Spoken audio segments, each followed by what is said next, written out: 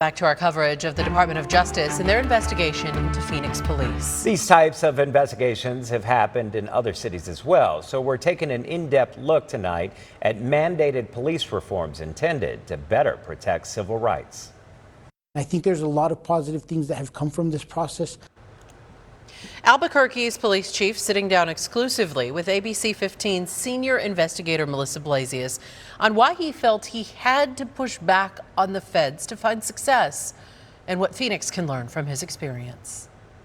In 2014, the Department of Justice found a pattern of civil rights violations here in Albuquerque, mostly stemming from officers' use of force and police shootings. Now, after nearly a decade of reforms, what has changed? It all came to a head in March 2014 when Albuquerque officers fatally shot James Boyd. Put your hands up! Boyd, who was homeless and mentally ill, was camping illegally. He also had knives.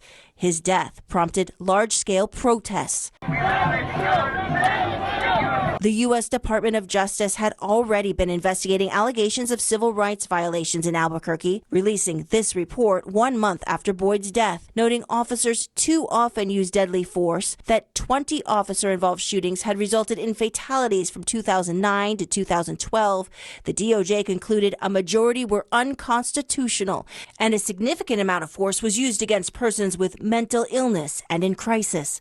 A consent decree was negotiated, with Albuquerque police facing nearly 300 requirements, with an independent monitor reporting back to a federal judge. Now, all these years thinking back, I could see where the mistakes happened with the Albuquerque Police Department. So we got to a point where we deserved this consent decree. But current police chief Harold Medina says the first years were rocky. Was there a lot of misspent money chasing processes that didn't work, chasing processes that weren't correct?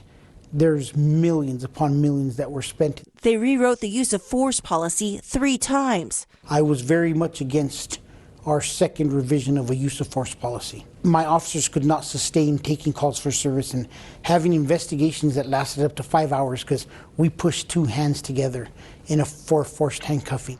Then there were changes to internal affairs investigations of alleged misconduct. We call it the monster. They've created a monster. Sean Willoughby, president of the Police Officers Union, said too much scrutiny on officer behavior had a chilling effect on crime fighting. And what we're telling our officers is don't do it. Don't do anything.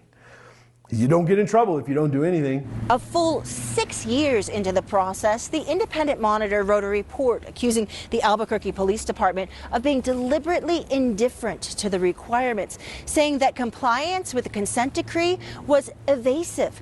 And that appears to be the turning point in all of this. There was a realization that this is just going to keep going on and we can't keep resisting it. And I think we have seen some attitude changes from leadership. That was 2020 when Medina was first appointed police chief. How do you change culture? First of all, a police chief has to have a strong relationship with the community.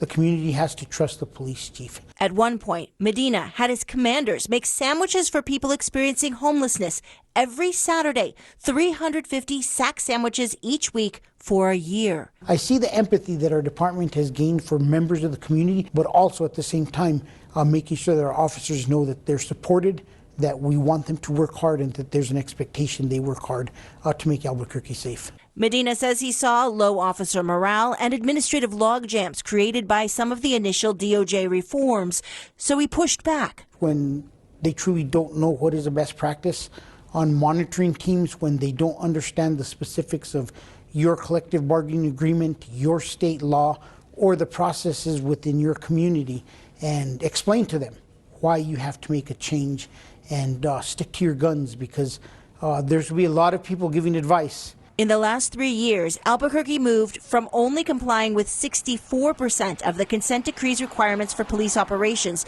to complying with 94%. At the same time, there has been a 42% decrease in use of force incidents. And that's something that should be celebrated, and I think that law enforcement agencies around the state, certainly, and I think even around the country, can really look at some of the things that APD has done, some of the policies and practices that they've put into place that have driven those force numbers down.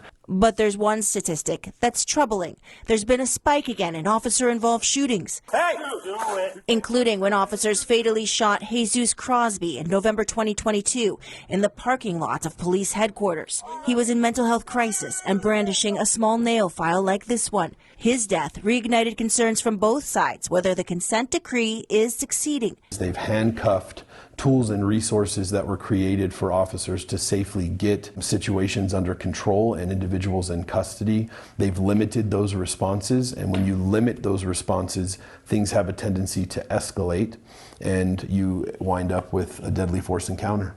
Killing people in Albuquerque remains a big problem. Although Albuquerque recently created a community safety department to send trained behavioral and mental health professionals into nonviolent situations with people in crisis.